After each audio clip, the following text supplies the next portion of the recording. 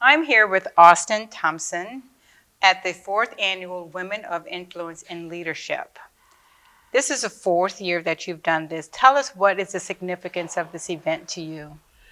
The significance to me as a man to be able to celebrate the accomplishment and to celebrate the achievements of women and to know that I am helping to tell the stories of these phenomenal ladies who are professionals in their own spaces. As today, we had the president of a college, Dr. Jan Joseph.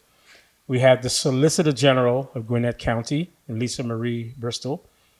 We had the president of Georgia Now, National Organization for Women. And also we had the artistic director and co-founder of the Aurora Theater, one of the most successful theaters here in the state of Georgia, if not in the US. So to have them tell their stories, to create a platform where they can tell their stories and share their experiences as women.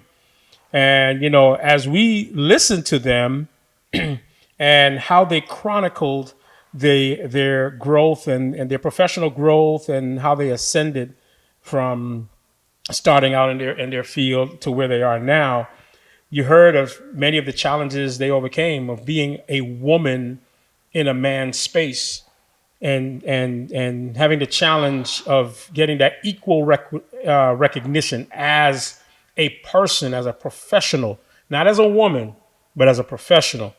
So for me, in the fourth year of Women of Influence in leadership is significant, as a man, as an ally of women, as a person who believes in equal rights and fairness for women, right? And as we are here in this month, Women's History Month, and for a day in the month where we acknowledge the achievements and success of women in the global community, it's important to know that we have women who are forging forward and being intentional and unapologetic about moving their careers forward, whether it's in the military, whether it's in science, technology, engineering, and math, whether it's in law, whether it's in education, whether it's in the medical field, you name it. Women are occupying significant positions in many of these spaces. Their stories need to be heard, and young girls need to look up to these women, right? And also, there's nothing wrong with a man looking up to a woman who is successful in these spaces. There are many women I look up to, who are commanding significant roles, So for me, the significance is having the opportunity to create a platform where these women can tell their stories and share their experiences and let people know, hey, I'm human just like you. I'm human just like you. I'm ambitious. I'm intentional with what I do. And yes, sometimes people don't look at them favorably because they dare to be different. They dare to be bold and ambitious, right? But they have the courage to step out on faith. They have the courage to step up and do what they feel is necessary, not just for them, but for other young ladies and other young women coming up behind them. Wow. There were so many stories here tonight, so many stories of diversity, so many struggles, so many strengths, so many wins, so many successes. What will you take away tonight from the stories that you heard from the diversity of women on the panel? I think Solicitor General Lisa Marie Bristol told a poignant story about going into law school pregnant and coming out of law school pregnant. And it shows that no matter what challenge you have, right? Because, some people were telling her, you sure you can do it? You sure you can get through law school in that condition, whatever? And she showed. She demonstrated that, yes, I am a woman. I am a woman who has to deal with being a woman, being pregnant, while still pursuing law school. And there should be nothing wrong with that, because men don't get questioned, right, about the things that you would think that are challenging them. Men don't get questioned about these things. They don't get second guessed. They don't get looked at side-eyed, you know. But women have to deal with these things, and even though they know the spaces in which they are operating, they continue to exist. They continue to strive for excellence, and that's the important message that we got today. That regardless of what we go through, regardless of who we are, that's coming from the women who are on the panel, we are still doing what we have to do because we're ambitious and we have a vision. We have a desire and we're determined to succeed. And that's the story we got from the women today. One last question and Sure. one last. We're here Women's History Month. And you're from the Caribbean. We're in Caribbean Focus TV. And it seemed as if a lot of the panels, people on the panel, not everyone, but a lot of them were from the Caribbean. Mm-hmm. How did you select the women that you invited here tonight? Yeah. So these are women that I know and I work with.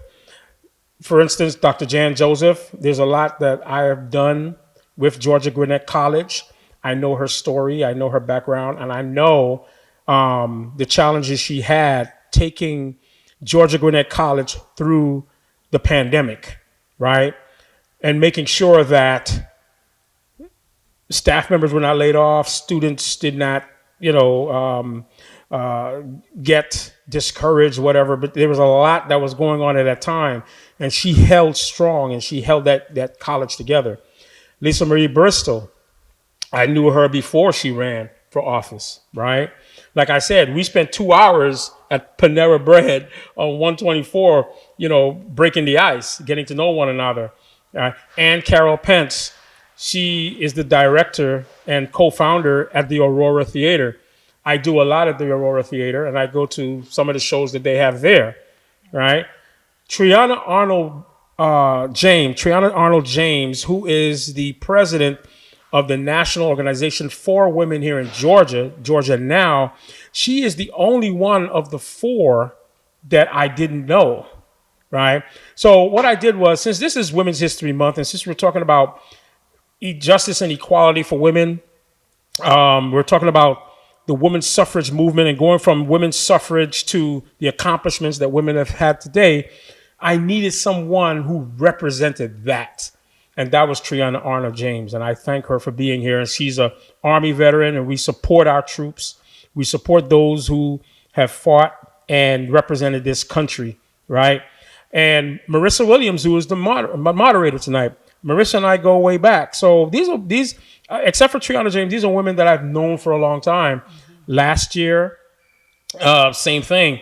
When I did the international panel with the entrepreneur from Uganda, the entrepreneur from Sierra Leone, the entrepreneur from South Africa by way of Zimbabwe, and Trinidad and Tobago, I have known these women. So I know their stories. I wanted them to come and tell their stories.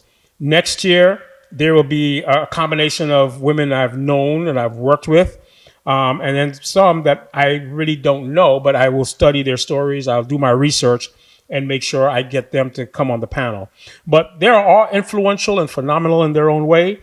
And I want to make sure that these women have a platform, have an additional platform, because I know there are other platforms, but I want to be able, as a man, to know that I am working on behalf of these ladies because they are phenomenal, they are influential, they are inspirational, and they are examples for other young women to follow. Okay, I do have one last question. Yes. You're in a room of majority women. How did you feel being among women? I don't feel uneasy at all. I really don't. Intimidated? I do not feel intimidated, no. I can walk into a room with people unlike me and be comfortable.